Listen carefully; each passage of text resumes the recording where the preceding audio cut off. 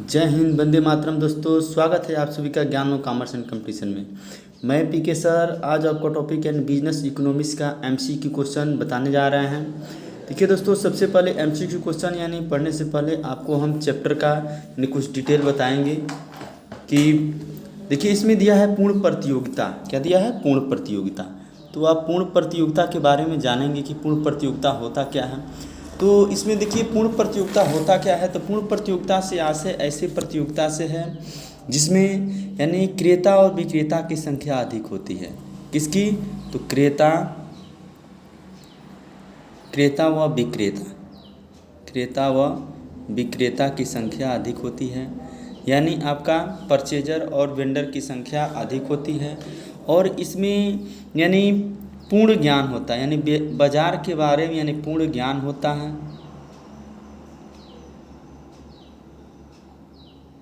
यानी बाजार के बारे में यानी पूर्ण ज्ञान होता है। और इसमें होता है कि इसमें यानी मूल्य विभेद नहीं किया जा सकता, यानी मूल्यों में परिवर्तन नहीं किया जाता है, यानी वस्तु के मूल्यों में यानी परिवर्तन नहीं किया जाता है। ऐसे प्रतियोगिता को ही यानी पूर्ण प्रतियोगिता कहा जाता है। यानी स्पष्ट रूप में आप कह सकते हैं कि पूर्ण प्रतियोगिता बाजार की वह स्थिति है जिसमें क्रेता और विक्रेता यानी जो खरीदने वाला और बेचने वाला उनकी संख्या क्या होती है, यानी ज़्यादा होती है। और वो बाजार की अवस्थाओं का यानी पूर्ण ज्ञान रखते हैं और एक कीमत प्रवृत्ति को यानी प्रभावित नहीं कर सकते। यानी कीमत प्रवृत्ति हर जगह क्या होती है, तो समान होती है। तो इस प्रकार दोस्तों ये आपका यानी पूर्ण प्रतियोगिता का परिभाषा रहा। पूर्ण प्रतियोगिता की जैसे मानिए विशेषता, तो पूर्ण प्रतियोगिता की विशेषता होता क्या है। तो पूर्ण प्रतियोगिता की विशेषता में केवल हम आपको हेडिंग बताते जाएंगे। यानी पहला विशेषता होगा एक रूप वस्तु। देखिए पूर्ण प्रतियोगिता में होता है कि एक रूप वस्तु ही होगा। जैसे मान लीजिए आपका कोका कोला है या स्प्राइट है या आपका थम्सअप है, 1 लीटर है, तो हर जगह यानी उसका मानक वही है, यानी एक रूप ही वस्तु होगा, उसके आकार में कोई वृद्धि या कमी नहीं होगा। तो क्या होता है, यानी एक रूप वस्तु होता है। उसके बाद से मूल्य नीति, दूसरा है मूल्य नीति। देखिए इसमें यानी मूल्य नीति यानी प्राइस यानी पॉलिसी में यानी कोई चेंजिंग नहीं किया जाता है। यानी मूल्य नीति क्या होती है, यानी सेम होती है। उसके बाद से तीसरा है व्यापार की पूर्ण स्वतंत्रता। व्यापार की पूर्ण स्वतंत्रता इसमें होता है कि यानी कोई भी यानी व्यक्ति इसमें व्यापार कर सकता है, इसमें रोक नहीं लगाया जाता है। उसके बाद से चौथा होता है इसमें क्रेता और विक्रेता की संख्या अधिक होती है। क्रेता और विक्रेता की संख्या क्या होती है, तो अधिक होती है दोस्तों। क्रेता और विक्रेता की संख्या अधिक होती है। और पांचवा होता है कि इसमें बाजार का पूर्ण ज्ञान होता है। किसका? तो बाजार का यानी पूर्ण ज्ञान होता है। उसके बाद से आपका छठवां हो सकता है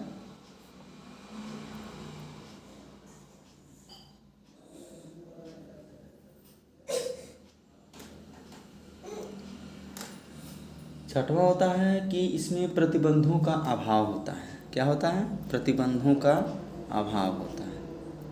तो इस प्रकार दोस्तों ये आपका यानी विशेषता रहा। पूर्ण प्रतियोगिता का विशेषता यानी इस प्रकार रहा। सीधे हम क्वेश्चन पर आते हैं। देखिए प्रत्येक चैप्टर का हम आपका यानी अर्थ बताएंगे और विशेषता बताएंगे। उसके बाद से हम नेक्स्ट यानी आगे बढ़ते जाएंगे। देखिए इसमें सीधे डायरेक्ट क्वेश्चन पर आते हैं कि पूर्ण प्रतियोगिता में औसत आगम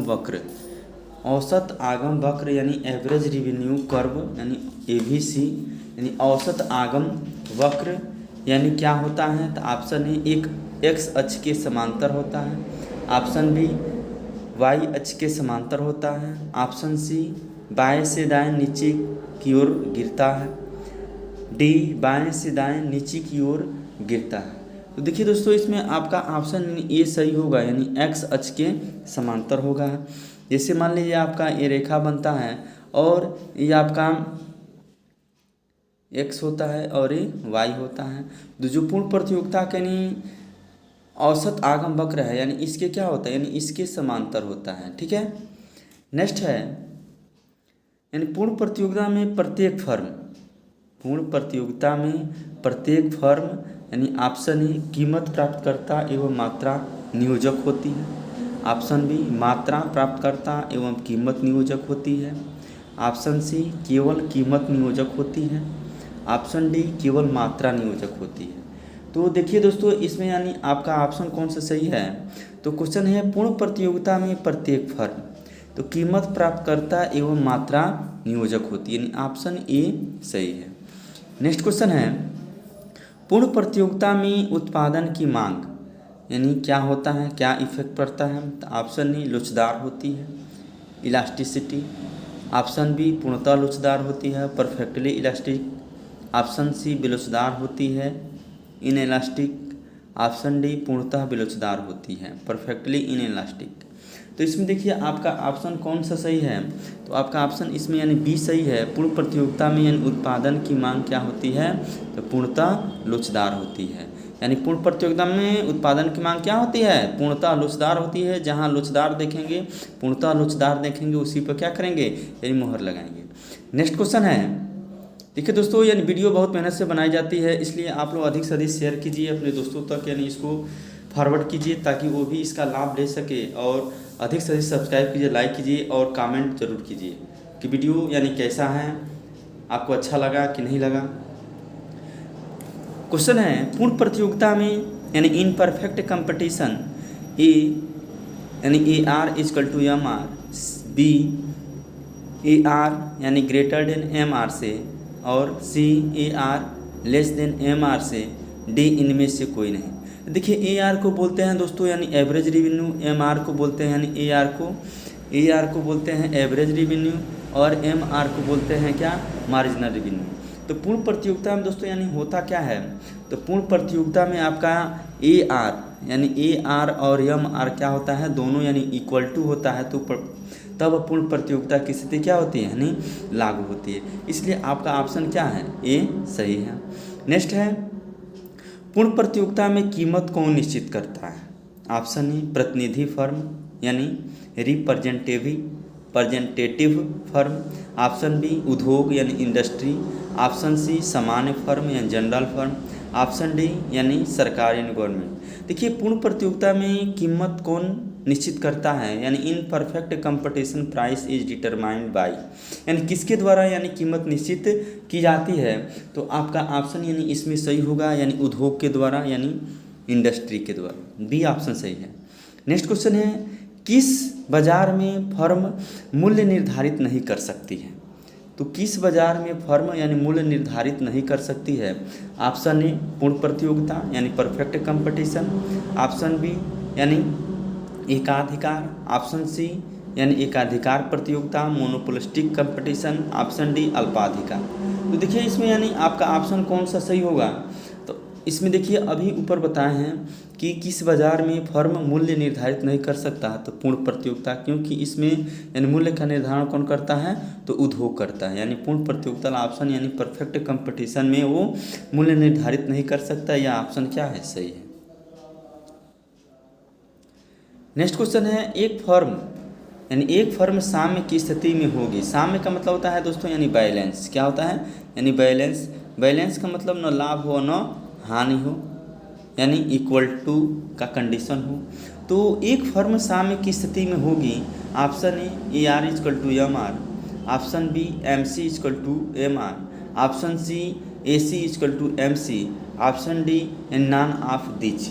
तो इसमें देखिए दोस्तों यानी आपका ऑप्शन बी सही है, यानी M C is equal to M R. तो एम सी को बोलते हैं मार्जिनल कास्ट और एम आर को बोलते हैं यानी मार्जिनल रेवेन्यू।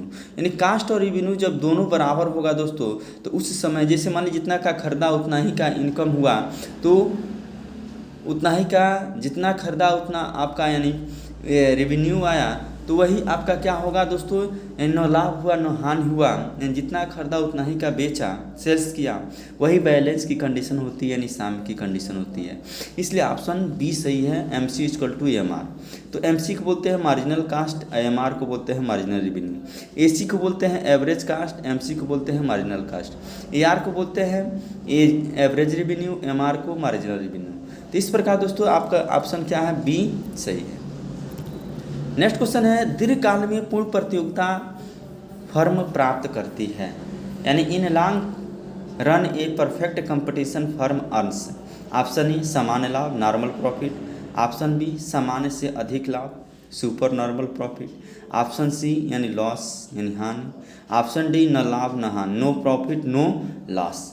तो इसमें आपका ऑप्शन कौन सा सही होगा? तो देखिए in long run a perfect competition firms earn, यानी दीर्घकाल में पूर्ण प्रतियोगिता फर्म यानी प्राप्त करती है। तो इसमें ऑप्शन आपका यानी सामान्य लाभ यानी नॉर्मल प्रॉफिट ये प्राप्त करती है, ऑप्शन ए सही होगा। नेक्स्ट क्वेश्चन निम्न में से कौन सा उद्योग पूर्णतः प्रतियोगी मार्ग के सर्वाधिक नज़दीक हो सकता है? यानी which of the following industry most closely approximate and perfectly competitive model. Option A गेहूं की खेती wheat farming, option B cigarette, option C automobile, option D इनमें से कोई नहीं नॉन ऑफ दीज। तो देखिए दोस्तों इसमें आपका ऑप्शन यानी ए सही होगा, यानी गेहूं की खेती। यानी निम्न में से कौन सा उद्योग पूर्णतः प्रतियोगी मॉडल के सर्वाधिक नज़दीक है? यानी क्लोजली अप्रोक्सीमेट यानी परफेक्टली कॉम्पिटिटिव मॉडल कौन सा है? तो गेहूं की खेती। नेक्स्ट क्वेश्चन है निम्न में से कौन सा पूर्ण प्रतियोगिता का प्रमुख अभिलक्षण है? यानी which of the following is an important characteristics of perfect competition. तो इसमें ऑप्शन ए है यानी AC is equal to MC, option B AR is equal to AC, option C AR is equal to MR, option D AR greater than MC। तो इसमें आपका option कौन सा सही है? तो देखिए एक्चुअल रेवेन्यू इजकल टू यानी मार्जिनल रेवेन्यू, यानी आपका सी ऑप्शन सही है। यानी पूर्ण प्रतियोगिता का यानी प्रमुख कैरेक्टरिस्टिक्स क्या होता है? तो एवरेज रेवेन्यू यानी औसत यानी इनकम और सीमांत इनकम दोनों क्या होते हैं? यानी इक्वल टू होते हैं, बराबर होते हैं। नेक्स्ट क्वेश्चन है पूर्ण प्रतियोगिता में फर्म की मांग की लोच होती है, यानी under perfect competition elasticity of demand of A firm is. Option A पूर्णतया लोचदार परफेक्टली इलास्टिक, ऑप्शन बी पूर्णतया बेलोचदार परफेक्टली इलास्टिक, ऑप्शन सी कम लोचदार लेस इलास्टिक, ऑप्शन डी अधिक लोचदार। तो इसमें देखिए यानी पूर्ण प्रतियोगिता में एक फर्म की मांग की लोच होती है। तो मांग की लोच का मतलब होता है यानी मांग की मात्रा में परिवर्तन बटे यानी कीमत की मात्रा में परिवर्तन। यानी आप क्वांटिटी में परिवर्तन कर रहे हैं तो आपका यानी प्राइस में क्या परिवर्तन होगा? तो देखिए क्वांटिटी जब बढ़ाएंगे तो उसका प्राइस यानी घट जाएगा, जब क्वांटिटी यानी कम करेंगे तो उसका प्राइस यानी बढ़ जाएगा। तो पूर्णतया लोचदार मांग यानी फर्स्ट ऑप्शन क्या है? सही है।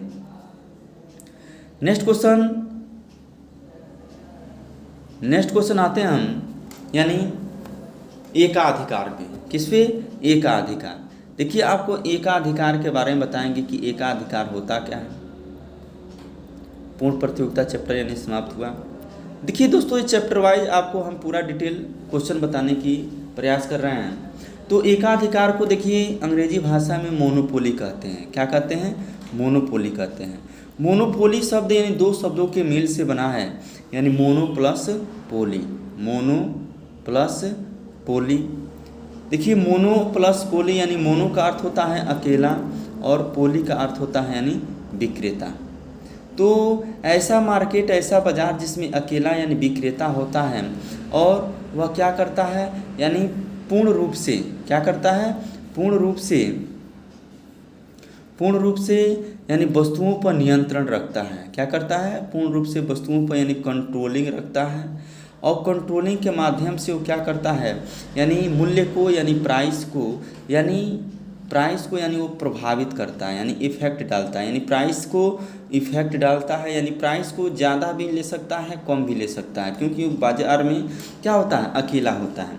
इस प्रतियोगिता को ही बोलते हैं यानी एकाधिकार, यानी इस कंडीशन को एकाधिकार बोलते हैं।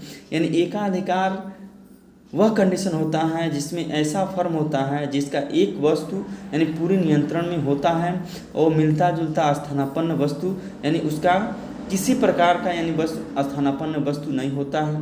यानी एकाधिकारी फर्म से अभिप्राय उस विक्रेता से है जिसकी वस्तु का मांग वक्र क्या होता है? गिरता हुआ होता है, यानी गिरता हुआ।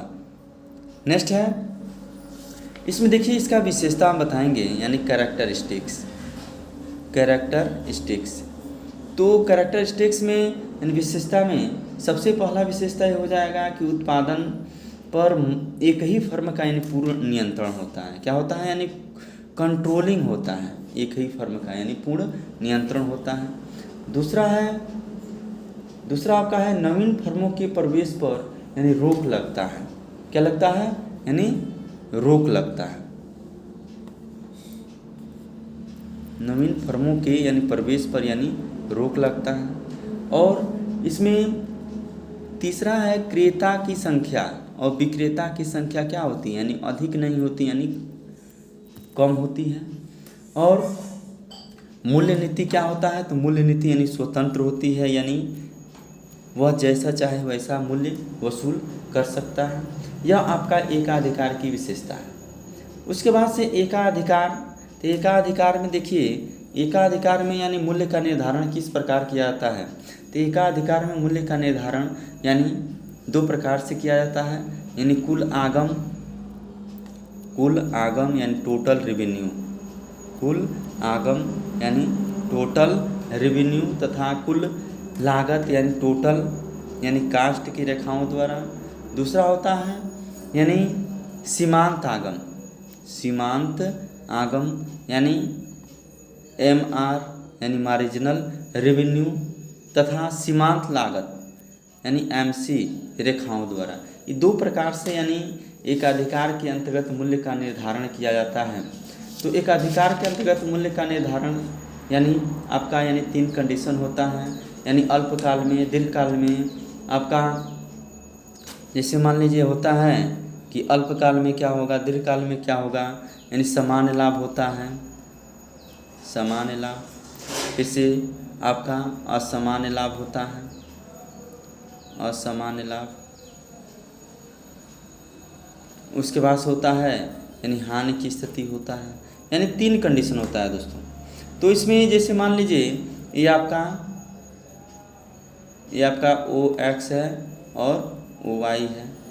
तो इसमें एक बिंदु लेते हैं जिसमें AR और MR यानी AR और MR यानी 2 रेखाएं खींची जाती हैं।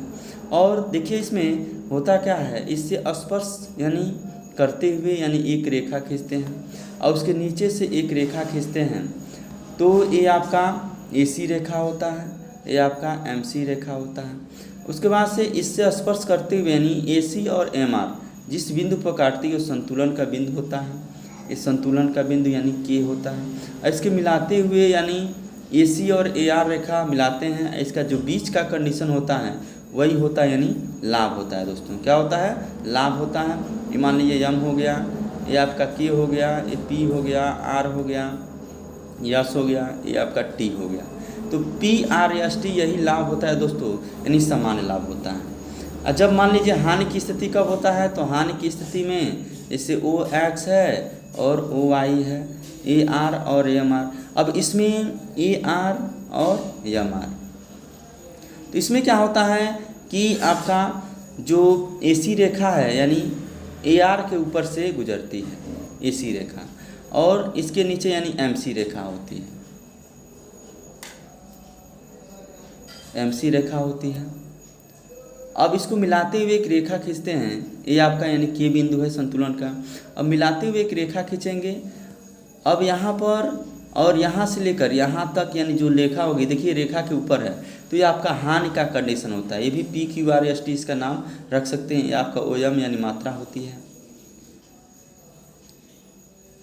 उसके बाद से आपका एक सामान्य लाभ, एक असामान्य लाभ, एक न लाभ एक न हानि, यानी दोनों का कंडीशन होता है, जिसमें AR और MR यानी 2 रेखाएं खींचते हैं। ये आपका OX है और OY है।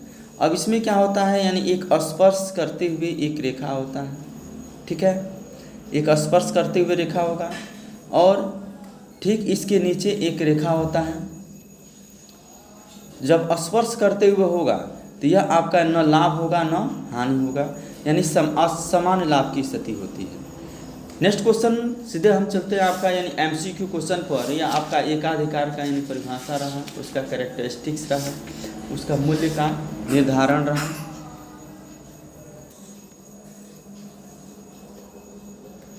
क्वेश्चन दिया है, यदि उत्पादन पर एक ही फर्म का पूर्ण नियंत्रण हो तो उसे कहते हैं, क्या कहते हैं? ऑप्शन ए एकाधिकार, ऑप्शन बी पूर्ण प्रतियोगिता, ऑप्शन सी अपूर्ण प्रतियोगिता, ऑप्शन सी द्विधाधिकार। तो इसमें देखिए, जब यानी एक उत्पादन यानी यदि उत्पादन पर एक ही फर्म का पूर्ण नियंत्रण होता है तो उसे हम बोलते हैं एकाधिकार। क्या बोलते हैं? एकाधिकार, यानी मोनोपोली बोलते हैं। यानी if a single firm has complete control over the production then it is called यानी मोनोपोली। ओके, नेक्स्ट क्वेश्चन है कि सरकार द्वारा स्थापित सार्वजनिक निगम को कहते हैं। तो सरकार द्वारा स्थापित सार्वजनिक निगम को कहते हैं, ऑप्शन ए यानी निजी एकाधिकार, ऑप्शन बी सार्वजनिक एकाधिकार, ऑप्शन सी प्रतियोगिता, ऑप्शन डी पूर्ण प्रतियोगिता। तो देखिए, पब्लिक यानी मोनोपोलिस्टिक होता है, यानी सार्वजनिक एकाधिकार यानी सरकार द्वारा जो भी उपक्रम स्थापित किए जाएंगे, जो भी निगम स्थापित किए जाएंगे उसको सार्वजनिक एकाधिकार बोलते हैं, यानी पब्लिक मोनोपोलिस्टिक। नेक्स्ट क्वेश्चन है, वस्तु के एक ही स्थान पर उपलब्ध होने के कारण वस्तु पर नियंत्रण को कहते हैं। ऑप्शन ए ऐच्छिक अधिकार, ऑप्शन बी सामाजिक अधिकार, ऑप्शन सी कानूनी अधिकार, ऑप्शन डी प्राकृतिक अधिकार। यानी control on a product a availability in a particular place is called यानी voluntary monopoly, social monopoly, legal monopoly, natural monopoly.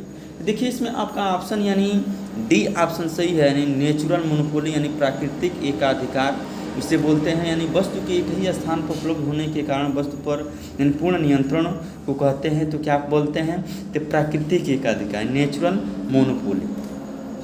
Next question है, एक ही व्यवसाय के भिन्न भिन्न स्थानों पर स्थित अनेक कारखाने एक ही नियंत्रण में हो तो वह, ऑप्शन ए क्षैतिज मिलन है, ऑप्शन बी लंबवत मिलन है, ऑप्शन सी एकाधिकार है, ऑप्शन डी पूर्ण प्रतियोगिता है। तो इसमें देखिए आपका ऑप्शन कौन सा सही है? तो when different factories of A business situated in a different place come under one management और कंट्रोल देन इट इज, उसको बोलते हैं हम हॉरिजॉन्टल कॉम्बिनेशन, वर्टिकल कॉम्बिनेशन, सी मोनोपोली, डी परफेक्ट कंपटीशन। तो हॉरिजॉन्टल कॉम्बिनेशन बोलते हैं, यानी क्षैतिज मिलन बोलते हैं। क्या बोलते हैं? क्षैतिज मिलन। नेक्स्ट क्वेश्चन है, यानी एकाधिकार शक्ति को सीमित करने वाला है। ऑप्शन ए नए प्रतियोगियों का भय, ऑप्शन बी सामाजिक एकाधिकार, ऑप्शन सी ऐच्छिक एकाधिकार, ऑप्शन डी प्राकृतिक एकाधिकार। तो factor that limits the power of monopolistics, option A fear of a new competitors, option B social monopoly, option C voluntary monopoly, option D natural monopoly. तो एकाधिकार शक्ति को सीमित करने वाला है। तो एकाधिकार शक्ति को सीमित यानी कौन करता है? तो एकाधिकार शक्ति को यानी सीमित करने वाला है। तो ऑप्शन ए यानी नए प्रतियोगियों का भय यानी fear of new competitors. Next question है, एकाधिकारी फर्म का मांग वक्र होता है। अभी बताए हैं एकाधिकारी फर्म का यानी मांग वक्र होता क्या है? ऑप्शन ए एक्स अक्षांश समांतर, ऑप्शन बी वाई अक्षांश के समांतर, ऑप्शन सी बाएं से दाएं गिरता हुआ, ऑप्शन डी बाएं से दाएं ऊपर उठता हुआ। तो अभी हम बताए हैं शुरू में ही, यानी गिरता हुआ यानी बाएं से दाएं गिरता हुआ होता है, यानी ऑप्शन सी से होगा, यानी स्लोपिंग डाउन यानी from left to right. Next question है, एकाधिकार निर्धारित नहीं कर सकता। ऑप्शन ए वस्तु की मांग, ऑप्शन बी वस्तु की कीमत, ऑप्शन सी वस्तु की पूर्ति, ऑप्शन डी इसमें से सभी। तो एकाधिकार निर्धारित नहीं कर सकता, यानी क्या निर्धारित नहीं कर सकता? तो वस्तु की मांग यानी डिमांड ऑफ आर्टिकल्स। ये ऑप्शन आपका सही है। इस प्रकार दोस्तों ये आपका यानी 2 चैप्टर का यानी वीडियो रहा, जिसमें आपका यानी मोनोपोली, एकाधिकार और पूर्ण प्रतियोगिता यानी परफेक्ट कंपटीशन। और आप लोग वीडियो को अधिक से अधिक शेयर कीजिए, लाइक कीजिए, सब्सक्राइब कीजिए। जय हिंद, वंदे मातरम। आपके माता पिता को नमस्कार।